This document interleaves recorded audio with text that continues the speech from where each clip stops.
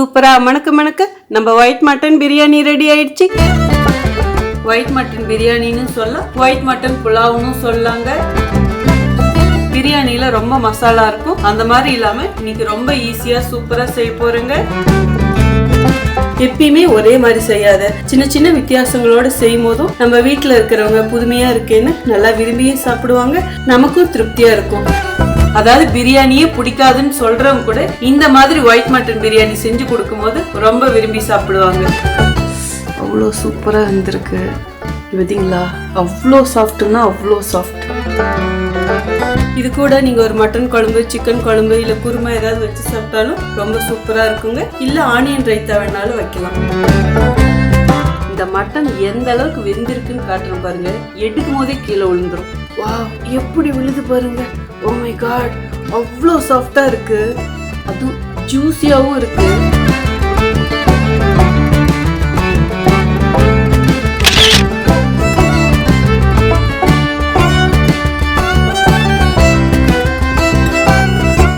Hi friends, welcome to cook with Sangeetha. இன்னைக்கு நீங்க பார்க்க போறது ஒயிட் மட்டன் பிரியாணி. நம்மளும் எவ்வளவு பிரியாணி செஞ்சிருக்கோம், ஒயிட் மட்டன் பிரியாணில என்ன பெரிய டேஸ்ட் இருக்கு போகுது அப்படின்னு தான் நினைக்கிறீங்க. நானும் அப்படிதாங்க நினைச்சேன். மசாலாலாம் அப்படி இப்படி போட்டாதான் பிரியாணி, இதெல்லாம் ஒயிட்டா இருக்கு, அவ்வளவு நல்லா இருக்காதுன்னு. பட் ஒன்ஸ் செஞ்சு பார்த்ததுக்கு அப்புறம் தான் தெரியுது, ஓ மை காட், இதுல இவ்வளவு ருசியா இருக்குமா அப்படின்னு சொல்லிட்டு. பட் இன்னைக்கு ரொம்ப எளிமையான முறையில சங்கீதா ஸ்டைல செஞ்சு காட்ட போறேன். வாங்க எப்படி செய்யலாம்னு பார்க்கலாம். நம்ம சேனல்ல யாரெல்லாம் என்ன சப்ஸ்கிரைப் பண்ணலையோ சப்ஸ்கிரைப் பண்ணுங்க. ப்ளீஸ் கீழே இருக்கிற பெல் பட்டன்ல மறக்காம கொடுங்க, அப்பதான் நான் போற வீடியோ உங்களுக்கு உடனே வரும். வாங்க இப்ப எப்படி செய்யறதுன்னு பார்க்கலாம். இன்னைக்கு ஒயிட் மட்டன் பிரியாணி செய்யறதுக்கு நான் 3/4 கிலோ ஆட்டுக்கறி எடுத்து வச்சிருக்கேங்க. நான் 2 பெருசா தொட பீஸ் எடுத்திருக்கேங்க. நீங்க எப்பயுமே மட்டன் பீஸ் எப்படி போடுவீங்களோ அப்படியும் போட்டு செய்யலாம். பட் நான் வந்து இன்னைக்கு கொஞ்சம் பெரிய பீஸா போட்டு செய்ய போறேங்க. இந்த மாதிரி பெரிய பீஸா போடுறதா இருந்தா கொஞ்சம் இலை ஆட்டுக்கறியா இருக்கணுங்க, அப்பதான் நல்லா வேகும். இப்ப இந்த மட்டனை நம்ம நல்லா சாஃப்ட் பண்ணணும், அதுக்கு ஒரு பேஸ்ட் அரைக்கணும். வாங்க அதுவும் எப்படி செய்யறதுன்னு பார்க்கலாம். மட்டனை சாஃப்ட் பண்றதுக்கு நான் ரா பப்பாயா தாங்க எடுத்திருக்கேன். அதாவது காயா இருக்கிற பப்பாளி. இந்த தோலோட தான் எடுக்கணும், ரொம்ப எடுக்க கூடாது, சும்மா கொஞ்சமா இருந்தா போதும். இந்த பேஸ்ட் அரைச்சு 1 டீஸ்பூன் போட்டோமா போதும். அப்ப மட்டன்ல தடவும் போதும் நல்லா சாஃப்ட் ஆகும். இப்ப இது 2-3 கட் பண்ணிக்கலாங்க. இந்த தோலுக்கு அடியில இருந்து பால் வரும், சோ அது வந்து ரொம்ப முக்கியம். இப்ப இது மிக்ஸி ஜார்ல போட்டுக்கலாங்க. இப்ப இது நைஸா அரைச்சிக்கிட்டு வந்துடுறேன். சரியா அரைக்க முடியல, ஜஸ்ட் ஒரு 3-4 சொட்டு தண்ணி ஊத்தி அதுக்கப்புறம் கூட அரைச்சிக்கலாம். அரைச்சாச்சுங்க. நான் கொஞ்சம் தண்ணி தான் ஊத்தி அரைச்சுக்கிட்டேன். இப்ப இதுல 1 டீஸ்பூன் அளவு ஊத்தினா போதுங்க. பாருங்க, இவ்வளோண்டு ஊத்தினா போதும். நம்ம தோலோட சேர்த்து அரைச்சிருக்கிறதுனால கசப்பு தன்மை வரும், அதனால ரொம்ப அதிகமா ஊத்தக்கூடாது. சோ இந்த இடத்துல நல்லா கவனிச்சுக்கோங்க. பட் அந்த தோலும் போடும் போதுதான் நமக்கு சாஃப்ட்னஸ் கிடைக்கும். இதுல நல்லா தேய்ச்சி கொடுத்துடலாங்க. எல்லா இடத்துலயும் படுற மாதிரி தேய்ச்சி விடணும். இதை தடவி குறைஞ்சது 2 மணி நேரம் ஊறலாம், அப்படி இல்லைன்னா 1/2 மணி நேரமாவது ஊறணுங்க. ஸோ விருப்பப்பட்டா இந்த மாதிரி செய்யுங்க, அப்படி இல்லைன்னா நார்மலா நம்ம எப்பயும் செய்யற மாதிரி செய்யலாம். இந்த அளவுக்கு நல்லா தடவி கொடுத்தா போதும். இதை அப்படியே மூடி ஒரு பக்கம் வச்சிடலாம். 1/2 மணி நேரம் கழிச்சு பார்க்கலாங்க. A few minutes later. 1/2 மணி நேரமா நல்லா ஊறிடுச்சுங்க. இப்ப இந்த ஸ்டேஜ்ல நம்ம இதை அப்படியே வேக போட்டோமா சில டைம் கசப்பா இருக்க வாய்ப்பு இருக்கு. சோ அதனால இந்த மேல ஒட்டிட்டு இருக்கு பாத்தீங்களா பப்பாயா பேஸ்ட், இதை வந்து ஒரு டிஷ்யூ பேப்பரால அப்படியே லைட்டா தொடச்சிடணும்.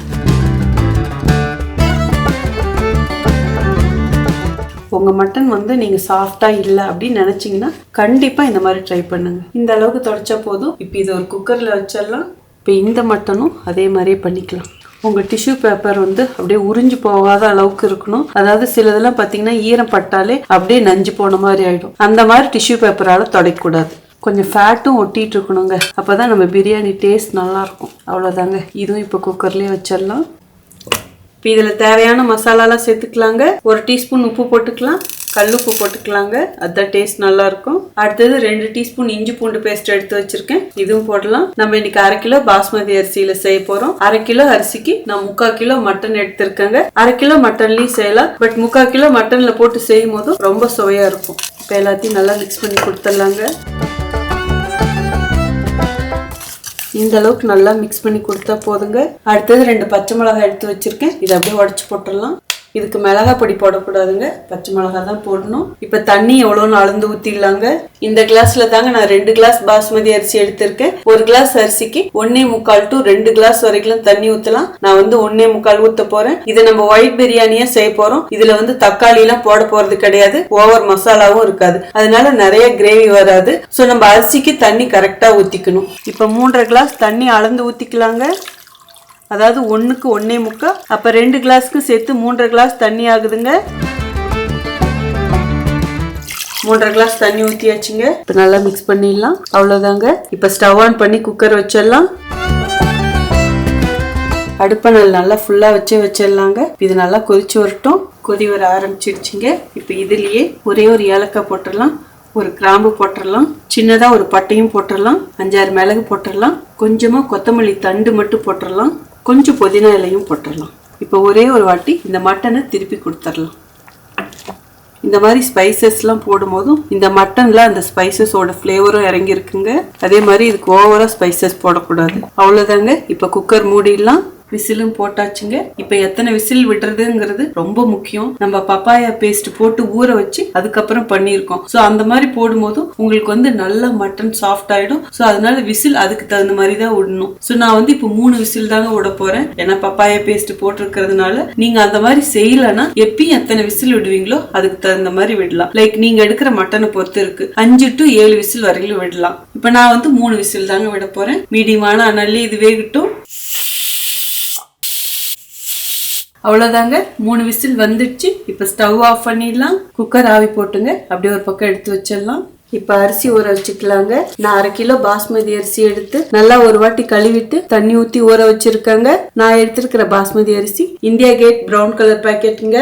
பாஸ்மதி அரிசி சீரக சம்பா அரிசி ரெண்டுக்கும் தண்ணி அளவு நான் சொன்ன அளவு வச்சா கரெக்டா இருக்குங்க. நான் வீடியோவில் அந்த டைம்லயும் சொல்றேன் தண்ணி அளவு பெர்ஃபெக்டா எவ்வளோ இருக்கணுங்கிறது. இப்போ இந்த அரிசி 20 to 30 நிமிஷம் ஊறணுங்க. அப்படியே ஒரு பக்கம் வச்சிடலாம். இப்போ நம்ம பிரியாணிக்கு ஒரு மசாலா அரைக்கணுங்க. அதுக்கு தேவையான பொருட்கள் பார்த்தலாம். சின்னதா 3 பட்டை எடுத்து உடைச்சு வச்சிருக்கேன்.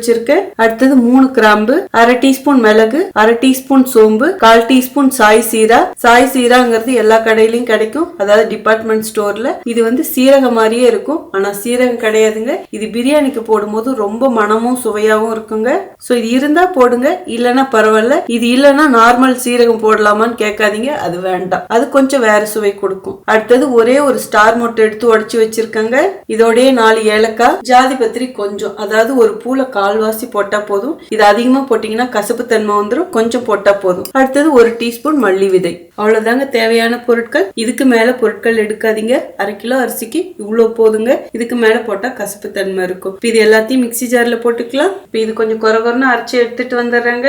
இந்த மாதிரி கொஞ்சம் கொரகொரன்னு அரைச்சா போதுங்க. நம்ம செய்ய போற பிரியாணிக்கு இந்த மசாலா தான் நல்ல ஒரு ருசியும் மனமும் கொடுக்கும், கொஞ்சம் காரத்தன்மையும் கொடுக்கும். இதுல மிளகாத்தூள்ல நம்ம போட போறது கிடையாதுங்க. இப்போ இதை அப்படியே ஒரு பக்கம் வச்சிடலாம். குக்கர் ஆவி போயிடுச்சு. இப்போ ஓபன் பண்ணி பார்க்கலாங்க. இப்போ வெந்துக்குச்சான்னு பார்க்கலாங்க. சூப்பரா வெந்திருக்கு, பார்த்தாலே தெரியுது. 90% இதுலயே வெந்துடணுங்க, அப்பதான் சாஃப்டா இருக்கும் மட்டன். சோ இந்த தண்ணி வச்சுதான் நம்ம ஒயிட் மட்டன் பிரியாணி செய்ய போறோங்க. இது அப்படியே ஒரு பக்கம் வச்சிடலாம். இப்ப பிரியாணி செய்ய ஸ்டார்ட் பண்ணிடலாங்க. அதுக்கு ஸ்டவ் ஆன் பண்ணி ஒரு பாத்திரம் வச்சுட்டேன். நம்ம எடுத்திருக்கிற பாத்திரம் நல்லா திக்கானதா இருக்கணுங்க. இப்ப நான் கடாயில செய்யறேன். இதே நீங்க குக்கர்லயும் செய்யலாம். நான் வீடியோல குக்கர்ல வைக்கிறது எப்படிங்கறதும் அந்த டைமுக்கு சொல்றேங்க. இப்ப தேவையான அளவு எண்ணெய் ஊத்திக்கலாங்க. ஒரு 90 ml ஊத்தலாங்க. அடுத்தது மட்டன் கொழுப்பு கொஞ்சம் எடுத்து வச்சிருக்கேங்க. இப்போ இதுவும் போட்டுடலாம். எண்ணெய் காயறதுக்கு முன்னாடி போட்டுடலாங்க, இல்லைன்னா கொழுப்புல இருக்கிற தண்ணி அப்படியே மேலே தெறிக்க ஆரம்பிச்சிரும். இப்போ அடுப்பணல் மீடியமா வச்சுட்டு இதை கிளறி கொடுத்துடலாங்க. இந்த கொழுப்பு சூடாக அப்படியே நல்லா கரைஞ்சிடுங்க. இந்த கொழுப்பு தான் இந்த பிரியாணிக்கு அவ்வளோ ருசி கொடுக்கும். கொஞ்சம் பிபிலாம் அதிகமா இருக்கிறவங்க கொழுப்பு போட வேண்டாங்க, உடம்புக்கு நல்லது கிடையாது. நீங்க எந்த பிரியாணி செஞ்சாலும் சரிங்க, இந்த மாதிரி கொழுப்பு சேர்த்து செஞ்சீங்கன்னா நீங்க ரெஸ்டாரண்ட்ல சாப்பிடுவீங்களா, அதை விட சூப்பரா இருக்கும். நிறைய ஹோட்டல்ல இந்த மாதிரி செய்வாங்க. ஸோ இது நான் ஒரு செஃப் கிட்ட தான் கத்துக்கிட்டேன். பாருங்க கொழுப்பு எவ்வளவு கரையுமோ அவ்வளவு கரைஞ்சிருச்சு. ஸோ நல்லாவும் ப்ரௌன் ஆயிடுச்சு. இந்த அளவுக்கு வதக்கிட்டா போதுங்க. அடுத்தது பெரிய வெங்காயம் பெருசா 2 எடுத்து நீள நீளமா கட் பண்ணி வச்சிருக்கேன். இதுவும் போட்டுடலாங்க. இதுலயே தேவையான மசாலாவும் போட்டுக்கலாங்க. ஏற்கனவே மசாலா பொடி அரைச்சு வச்சிருக்கோம். சோ அதனால இப்ப மசாலா ரொம்ப கம்மியா போடணும். சின்னதா ஒரே ஒரு பட்டை எடுத்து 2ஆ உடைச்சு வச்சிருக்கேன். 2 கிராம்பு, 2 ஏலக்காய், 1 கருப்பு ஏலக்காய், 1/4 டீஸ்பூன் சாய் ஜீரா. சாய் ஜீரா இருந்தா போடுங்க, இல்லன்னா பரவாயில்லைங்க. அடுத்தது 1/4 டீஸ்பூன் மிளகு, 2 ஸ்டார் அன்னாசி மொட்டு. இப்ப எல்லாத்தையும் இதுலயே போட்டுடலாம். அடுப்பணல் மீடியமா வச்சு இது கிளறி கொடுத்துடலாங்க. இந்த வெங்காயம் நல்லா பொன்னிறமா செவக்கட்டும். பாருங்க வெங்காயம் நல்லா பொன்னிறமாயிடுச்சு. இந்த அளவுக்கு வதக்கிட்டா போதும். இதுலயே மீதி தேவையான பொருட்களும் போட்டுக்கலாங்க. இதுலயே 2 டீஸ்பூன் இஞ்சி பூண்டு பேஸ்ட் போட்டுக்கலாங்க. ஏற்கனவே போட்டிருக்கோம். ஸோ இப்போ பார்த்து போட்டா போதும். இதுலேயே 5 பச்சை மிளகாயும் போட்டுக்கலாம். நான் எங்கெல்லாம் காரம் போட்டணும் அங்கே உங்கள் டேஸ்ட்டுக்கு ஏற்ற மாதிரி பார்த்து கூடி குறைச்சி போட்டுக்கோங்க. புதினா இலையும் 1/2 கைப்பிடி போட்டுக்கலாங்க. கொத்தமல்லி இலையும் 1/2 கைப்பிடி போட்டுக்கலாம். அடுப்பெண்ணல் கம்மியாகவே இருக்கட்டும். இப்போ இது எல்லாத்தையும் கிளறி கொடுத்துடலாம். இஞ்சி பூண்டு பேஸ்ட்டும் பச்சை மணம் போயிடுச்சு. நம்ம கொத்தமல்லி புதினாவும் நல்லா சுருங்கிடுச்சுங்க. அடுத்தது நம்ம வறுத்தரைச்ச மசாலா பொடி போட்டுக்கலாங்க. இது அதிகமாக இருந்தால் பார்த்து உங்களுக்கு எவ்வளோ தேவையோ அவ்வளோதாங்க போடணும். நான் அளவாக தான் அரைச்சிருக்கேன், ஸோ அதனால எல்லாமே போட்டிருக்கேங்க. இங்கே தான் நீங்கள் தப்பு பண்ணுவீங்க, ப்ளீஸ் பார்த்துக்கோங்க. ஏன்னா மட்டன் வந்து ரொம்ப விலை அதிகம், ஸோ அதை வந்து நம்ம வேஸ்ட் பண்ணக்கூடாது. ஸோ மசாலா பொடி உங்களுக்கு கொஞ்சம் அதிகமாக இருக்கிற மாதிரி தெரிஞ்சால் அதில் பார்த்து கொஞ்சம் மீதி வச்சுட்டு போட்டுக்கோங்க. அப்புறமா நீங்கள் அந்த மசாலா பொடி எந்த பிரியாணி செஞ்சாலும் யூஸ் பண்ணிக்கலாம். ஜஸ்ட் ஒரு 10 செகண்ட் இப்படி கலரி கொடுத்தா போதுங்க. அடுத்தது 50 கிராம் தயிர் எடுத்து வச்சிருக்கேன். இப்போ இதுவும் ஊற்றிக்கலாம். இந்த தயிரையும் நல்லா கிளறி கொடுத்துடலாம். மசாலா நல்லா வதங்கிடுச்சுங்க. இனிமேல் மட்டன் எடுத்து இதில் போட்டுடலாம். தண்ணி வடிச்சிட்டு வெறும் மட்டன் மட்டும் போடுறேங்க. இப்போ ரொம்ப போட்டு கிளற வேண்டாம், ஜஸ்ட் அப்படி லேசாக புரட்டி கொடுத்தா போதும். இல்லைன்னா மட்டன் அப்படி தனியாக கலந்து வந்தாலும் வந்துடும். அந்த அளவுக்கு சாஃப்டாக இருக்கும். சரிங்களா? நல்லா தெரியுதா? 2 நிமிஷத்துக்கு இந்த மட்டன் நல்லா மசாலாவிலேயே வதங்கிட்டுங்க. மட்டன் நல்லா மசாலாவில் வதக்கியாச்சுங்க. இனிமேல் தண்ணி ஊற்றிடலாங்க. மட்டன் வேக வச்சு தண்ணியை ஊற்றிக்கலாங்க. எதுக்கும் இப்போ ஒரு வாட்டி அளந்துக்கலாம், ஏன்னா மட்டன்லேருந்து தண்ணி வந்திருக்கும். 2, 3, 3.5 கிளாஸ் தண்ணி அளந்து ஊற்றியாச்சுங்க. ஸோ நீங்கள் எடுக்கிற அரிசி பொறுத்து தண்ணி கொஞ்சம் பார்த்து ஊற்றிக்கோங்க. எப்பயும் நீங்கள் எப்படி பிரியாணிக்கு ஊற்றுவீங்களோ அந்த மாதிரி. இப்போ நல்லா கிளறி கொடுத்துட்டு உப்பு காரம் பாருங்கள், உங்கள் டேஸ்ட்டுக்கு தகுந்த மாதிரி அட்ஜஸ்ட் பண்ணிக்கோங்க. நான் ஏற்கனவே மட்டன் வேக வைக்கும் போது உப்பு போட்டதே கரெக்டாக இருக்குங்க, அதனால எக்ஸ்ட்ரா போடல. இப்போ இதில் ஒரே ஒரு டீஸ்பூன் எலுமிச்சை சாறு ஊற்றிக்கலாம். நல்லா கொதிச்சிடுச்சுங்க. இனிமேல் நம்ம பிரியாணி அரிசி போட்டுக்கலாம்.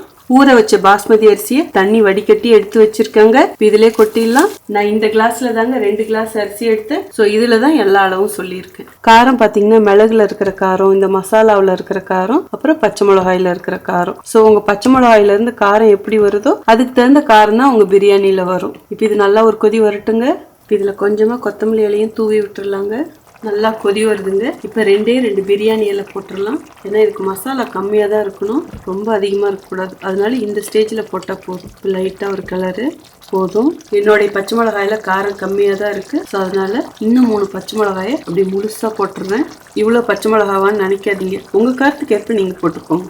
இப்போ இதுலேயே நெய் 2 டீஸ்பூன் ஊற்றிக்கலாங்க. மேலே நல்ல மணமாக இருக்கும். அவ்வளோதாங்க. ஜஸ்ட் இங்கே பாருங்கள், ஓரத்தில் இப்படி எடுத்து கொடுத்தா போதும். ரொம்ப போட்டு அப்படி இப்படி கலர வேண்டாம். இனிமேல் தம் போட்டுடலாங்க. வாழை இலை போட்டு தம் போட்டுடலாங்க. வாழை இலை இருந்தால் போடுங்க, இல்லைன்னா பரவாயில்ல. வாழை இலை போடும்போதும் நல்லாவும் தம் ஆகும். நமக்கு வாழை இலையோட மனமும் இதில் இருக்கும். டேஸ்ட்டு சூப்பராக இருக்கும். அடுப்பெண்ணல் இப்போ ஃபுல்லாக கம்மி பண்ணிடணும். ஒரு மூடி போட்டுடலாம். இது மேலே ஒரு வெயிட் வச்சிடலாங்க. நான் வந்து இடிக்கல் வைக்கிறேன். இப்போ சின்ன அடுப்பில் வச்சு இதை 12 நிமிஷம் தம் போட்டுடலாங்க. 12 to 14 நிமிஷம் தம் போடலாங்க. நான் வந்து டைரெக்டாக தம் போட்டிருக்கேன். ஈவன் நீங்கள் தவா வச்சு கூட தம் போடலாம். நான் எடுத்திருக்க கடாய் நல்லா திக்கானது, அடி பிடிக்காதுங்க. அதே மாதிரி நான் டைரெக்டாக பாத்திரத்தில் செஞ்சுருக்கேன். இதை வந்து நீங்கள் குக்கரில் செஞ்சீங்கன்னா இதே மாதிரி செஞ்சுட்டு நீங்கள் ஒரே ஒரு விசில் விட்டீங்கன்னா போதும். இப்போ இது 12 நிமிஷம் தம் ஆகட்டுங்க. அதுக்கப்புறம் பார்க்கலாம். A few minutes later. அவ்வளோதாங்க, தம் டைம் முடிஞ்சிடுச்சு. இப்போ ஸ்டவ் ஆஃப் பண்ணிடலாம். உடனே எடுக்க வேண்டாங்க. 10 மினிட்ஸ் ரெஸ்ட் டைம் கொடுத்துடலாம். அதுக்கப்புறம் ஓபன் பண்ணி பார்க்கலாம். 10 minutes later. 10 மினிட்ஸ் முடிஞ்சிருச்சுங்க. இப்போ ஓபன் பண்ணி பார்க்கலாம்.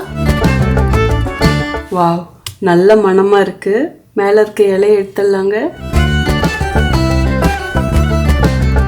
கொஞ்சமா அப்படியே கொத்தமல்லி இலை தூவி விட்டுறலாம். பிரியாணி சூப்பரா மலர்ந்து வந்திருக்கு. ஒவ்வொரு சாதமும் அப்படியே உதிரி உதிரியா தூக்கி தூக்கி நிக்குது பாருங்க. இப்போ தம் உடைச்சிடலாங்க. ஃபர்ஸ்ட் மட்டனை மட்டும் மேலே எடுத்து காட்டுறேன் பாருங்க. அவ்வளோ சூப்பராக வந்திருக்கு. இங்கே பாருங்களேன், பார்த்தாலே தெரியும். பார்த்தீங்களா, அவ்வளோ சாஃப்ட்னா அவ்வளோ சாஃப்ட். அப்படியே ஓரத்துலேருந்து எடுத்து கொடுக்கலாம். நம்ம இந்த மட்டன் வேக வச்ச தண்ணியிலேயே நம்ம இந்த பிரியாணி பண்ணதுனால அவ்வளோ சுவையாக இருக்கும். இங்கே பாருங்களேன், ஒவ்வொரு ரைஸும் எப்படி இருக்குன்னு நீளமா அப்படியே சேமியா மாதிரி இருக்கு பாருங்க. அவ்வளோதாங்க, சூப்பரா மணக்க மணக்க நம்ம ஒயிட் மட்டன் பிரியாணி ரெடி ஆயிடுச்சு. வாங்க எப்படி இருக்குன்னு டேஸ்ட் பார்த்தலாம்.